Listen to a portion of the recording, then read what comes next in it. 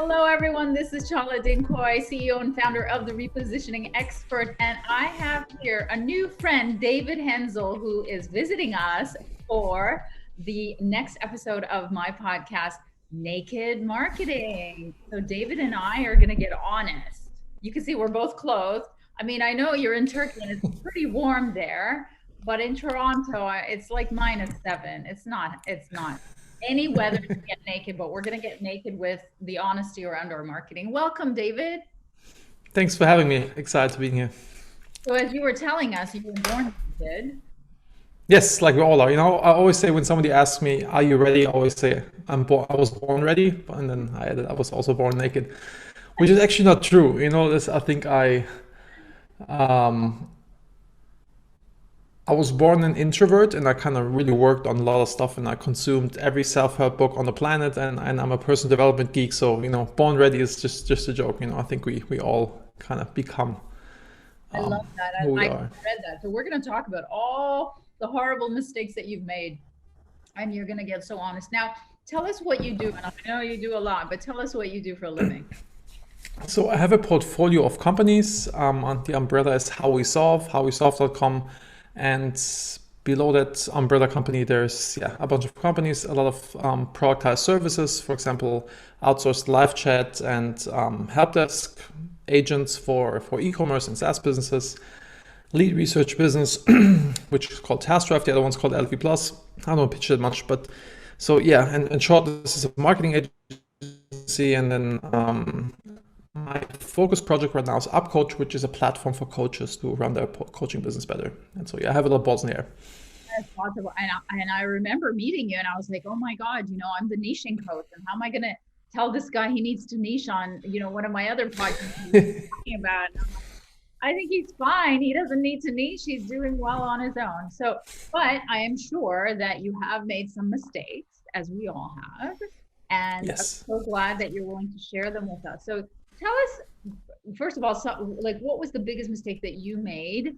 And then I'd like to hear about what are some of the common mistakes that you see people making in marketing? And is it the same as what we were making? I mean, I've been doing this for over 20 years, and I think an expert is somebody who has made every possible mistake in a narrow field. So I think I'm an expert in a few things, and I don't know where to start. Like one funny one was I sent out a mass email at MaxCDN, which was my previous business, a content delivery network. It was an email to all customers. We always did these end of the month emails to sell prepaid bandwidth packages to them. And I wrote, I messed up the name variable, so basically the email went out to hi first name, to everybody, not saying like, hey, Chala, And I was like, oh my God, I'm such an idiot. Like, how can I make such a noob mistake? And I thought like, okay, how can I turn this around? And I always think, I have no problems with errors. I think errors and fuck ups, I don't know if I can curse. I always like there's a lot of opportunity in them, like either you build a process around them so you will never make them again, which is something actually Errol, I'm going to take a note to talk about this because I think this is also very good for the audience. But in this case, I thought like, how can I correct this? And I thought, okay, I'll just send a follow-up email. And the follow-up email was the following. Hey, Chala, of course I know your name. I should not send out mass email before I had my first cup of coffee in the morning. To make up for this, please accept a 10% additional discount. And this thing went through the roof. This was the best sales that we ever had on these end of the month things. And a lot of people connect me like, haha, funny. And, I kind of like start to show my character and, kind of being funny with people, being personable and not just like this, here comes an email from this big corporation, don't talk to me. Kind of became human basically. And then I thought like, okay, this worked pretty well. Like, how can I repeat this, and because I call it artful spamming, because you want to send, if you send 2 emails, you have a better response versus when you only send 1 email, right? But people can get annoyed with this. So I thought, okay, how do I do this? So I always did something extreme or funny or something that allowed me to send a follow-up email. One example is on 4th of July, I said, okay, our 4th of July special here, the prices, but for everybody who lives in the UK, you get an additional 10% because you lost America that day. and then people liked it, of course. And then I sent a follow-up email a few days later saying like, okay, I got so many calls from people with fake British accents that I'm giving the discount to everybody. Like there's, yeah, I did a lot of those, and this always worked like really well, which had the benefit that people even like, because it became so personable, that whenever somebody was complaining about us somewhere, like people jumped in and, corrected and helped and, gave us heads up, etc. It was like really cool to build this connection with the customer, even though it was like, a mass service to people. Well, that's a really, really great. I mean, we've never talked about that on the show, is to handle mistakes with humor, and how much you got back from handling it with humor, because humor is such an emotion getter. Like, that they're putting oxytocin meters on people, like on Fitbits, so that they can gauge, they do testing, A/B testing of like TV shows or Netflix shows, so that, and it has like a 90% accuracy when they're, they can feel the bloodstream letting out the oxytocin, which is a bonding chemical, as like you have kids, so they are able to gauge it by the blood pressure, I guess. Somehow the Fitbit is able to gauge it, and they can predict it to like 90% accuracy. So humor, number one way to get the emotion, right? And I did exactly the same, the name mistake, and of course, but I had to own it. And the worst part is, the email that went out was the worst email I ever got, was the subject title, because I was teaching them. And then it went out by saying the name. And I was like, and then I forwarded it back to everyone and said, and this one guy said, now this is the worst email I ever got. And then I re-forwarded that to everyone and said, look at what I got. Isn't this guy funny? And then people responded saying, you did a really funny thing by, responding to the guy and making fun of yourself. So I never thought about this, as a teaching, but humor is, anytime you make a mistake, if you can, but it's such a fine line, right? Because It's a very fine line. yeah, And I went wrong, and I'll share like some actually really big fuck ups in this regard. So because I always did these. This was like every month we send out a new one, right? Once I did like the subject line complaints ... and this had the highest open rate of an email I ever sent, because people thought other people complaining about them, So like everybody was like, oh my god, that was such a shock, And then I go, it was like something about like the features that we don't have, people complain about, and then kind of we're fixing it. But so I always want to be funny and edgy. So two really big ones were, I sent out an email when the rapture happened. Do you remember the rapture, where some Christian person said that the rapture's coming, everybody will die at this date, something like this? And so I sent out an email, I think the Rapture Survivor Special, like kind of buy now, and if it doesn't happen, then you kind of like, something like along these lines. You went into religion, that's why. Yes, and what I didn't consider, the majority of people thought it's very humorous, and laughed about it. And but I forgot that we have a lot of churches doing live streaming with us, and they were like not amused, So I was like, individually, like kind of like apologize to everybody, kind of making clear that, I didn't want to. I mean, they always say, right? Religion and politics, you have to stay away from those. Yes. But I've gotten into trouble for just writing about, like the Me Too or the Black Lives Matter. Like, yep. I've gotten into trouble for any of that.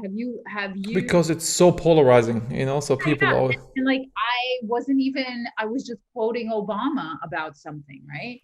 I even got into trouble when there was a shooter from the balcony of that Las Vegas hotel during the Garth Brooks concert, because I was staying at that hotel under like a floor under the guy, 2 weeks before. Wow. So, and I had a picture of my room, and so anyway, it was all linked to a GoFundMe for one of the victims. That was one of my clients. And so I got hate mail for that, saying, how could you capitalize on it? So it's a weird, platform. So is it a mistake? I don't know. No, I also think that people, same thing when you're a YouTuber and like you get the negative comments, like think about somebody that you respect, or like an idol of yours or whatever, like some just he's not one of my idols, just like for lack of a better example. Let's say Bill Gates. Do you think Bill Gates would ever comment, like put a hate comment out there on YouTube? Like not in a million years. So it's like I have empathy, or I pity these people that are in such a negative mindset and state that they do stuff like this. So it's like doesn't really affect me when stuff like this happens. I love it. So, what are some of the biggest mistakes that you see businesses making? Because all you do is help them with marketing. So tell me what the biggest mistake they're making. I mean, one big one's related to marketing, but also in general is positioning. Kind of your favorite topic, but it just makes such an incredible difference if you have a clear positioning on what you're doing. And from conversion rates on your website, or when you do cold outreach and somebody's just like, you never heard about you before, it goes to your website, if he doesn't find that this is like really tailored to him specifically within a millisecond, then he'll be gone and never talk to you. And or like having a strong positioning that's easy for partners to communicate, like, hey, these guys do this and they do it really well. It just like makes such a crazy difference. And also, positioning kind of also going into mission, vision, values. If you have like this clear decision filter on whatever, it helps you to build a product that's stronger. Mm-hmm. Two cool examples from this. From Jack Ma, he said in a speech, every day he has ideas, and every day smart people from his organization come to him, say like, hey, we could add this feature, or we could do XYZ, and this would make us X dollars. And he says like, okay, let me run it through my filter, which is the vision statement. The vision is like to make doing business easy anywhere, or something like this. And if it's in line with this, he'll consider it. If not, go away. No FOMO, no fear of missing out. Just like, it's not for us, go, right? So, because as an entrepreneur, you have a lot of FOMO, and also when, especially positioning, like, is the toughest decision to make, because FOMO, like, oh, if I say this, I'm only for this. I cannot, I castrate myself, like I cut off all these other opportunities, and like, but it's just not the case. You can kind of go in, and have like something like, you have to get through to people, and then on the back end, you can sell them whatever you want, but kind of like, kind of first get through them. Other example with vision, mission, values that helps with positioning and kind of building a good product is, a friend of mine started Ring.com, the doorbell company, and was sold to Amazon for a lot of money. And I talked to his head of engineering about vision, mission, values, and how useful it is for a business, and said, like, yeah, I have a really good example. We have these floodlights at Ring that you put them on the side of the house, and when somebody walks past, the lights go on, and you see them on your screen. You can say like, hey, what are you doing on my property? Please leave, or call the police. And this engineer said, since these things have a microphone and these lights, we could program the party mode. If you turn on party mode, the lights will flash with the music. He thought like it's the best thing since sliced bread. And my buddy said, like, I had the option to say like, okay, dude, that's a stupid idea. Just like go back to your desk and keep on working. But then the person would have been crushed, and probably like not, productivity goes down. He will never bring up ideas, even though he may have a good one. So he said like, okay, that's cool, but what does this have to do with our mission, which is to make neighborhoods safer? Right. Okay, you're right. Has nothing to do with this, and move on. So I think like that's like one of the key problems that people are having, to not get your mission, vision, positioning, which is kind of part of this as well, to really get this right. And what I like from Traction, from EOS, they have these 3 uniques to kind of like really figure out what are your 3 uniques, kind of what are the 3 things that make you stand out, make you better in the competition, or make you really fit for a certain target audience, and then communicate this over and over on your website, etc., everywhere, and also like build upon this. When you think about new features to build, improvements you want to make, think about these 3 things. How can you make them even stronger? I love that. So, I mean, the way that I company's position is to get them to pick just one super niche target, figure out what is the pain point, like one facet of the pain point, just like a diamond around that target. And then to become an expert in that, which is your hook to get in. Why do you think it's so hard for companies to figure out their positioning? Because what I said before, that people are scared that they remove all this opportunity from what they could get. I think that's like the biggest mind game for an entrepreneur to get over. So like, okay, it's fine. We're not for this and this and this and this. We're only for this, and we do it really well. And later on, we can expand out. But first, we're just gonna like penetrate this because there's so much noise in the market. You have to kind of like stand out. It's hard to stand out. How do you help them get over that fear? Brute force. Just like push them. Like just I don't know. Like in my portfolio companies, like with one of the businesses, Shortlist, which is we mashed together two types of businesses in them, even though I was against it, but the CEO and the team decided that they want to do this, and it's like, what can I do, guys? And so we do backlink building and SEO, which was like the original positioning, and it worked really well. And then we did growth marketing, basically finding growth marketers and hiring them, like outstaffing for companies. They work in these companies. They can access the playbooks that we have and also access some resources that we have in the business.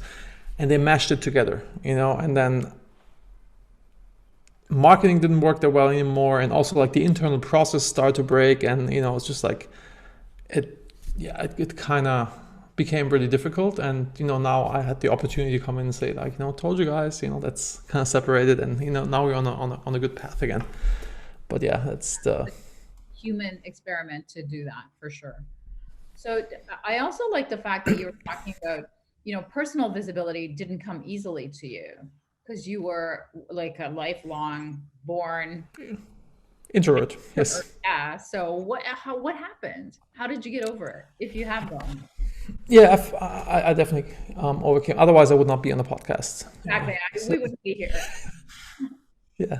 So initially, moving to America from Germany, I realized like how Americans are more extrovert than Germans in the first place, and kind of like seeing like with a few friends of mine who were like really crushing in the business just because of their good networkers and just like everything that comes with this. And I thought, this is holding me back. I have to figure out a way to not be the introvert anymore. So I did Toastmasters twice a week. It's like where you learn how to public speak. For the listeners, if you haven't checked it out, Toastmasters.org. I bet there's a club close to you, and it costs like next to nothing. It's really amazing. So I did this twice a week, and I went to 2 networking events in Los Angeles and just like talked to everybody and their mom until I was like really over it, like exposure therapy style over it. But the real flip switched in my brain when my yoga teacher said every decision in life you either make out of love or out of fear. And this was something I always knew deep down inside, but I could not articulate. But now that she gave me this, this mantra, I use it in everything that I'm doing. For example, in sales, I used to hate sales with a passion, but now if I know that, hey, what I'm doing here is a really good fit for you and it's going to help you in your life or your business, I can be even pushy. So like, Chala, freaking use this. Trust me, it's gonna be awesome. Versus, before I would have never done this in a million years because I would have felt like a used car salesman wanting to push something, that makes me, makes you money on you, because like when you sell out of fear because you think that, oh, I have to hit my numbers or I have to pay my mortgage or whatever. If this is the motivating factor for you in terms of selling, then, it becomes super hard. Same with being on a podcast or public speaking. I would have preferred to shoot myself in the face versus being on stage in front of a few hundred people versus, going on, and now when I'm up there, I think what I have to say here can potentially help them in their life or in their business. And, then I'm doing it for them and it just like flows because I'm doing it out of love.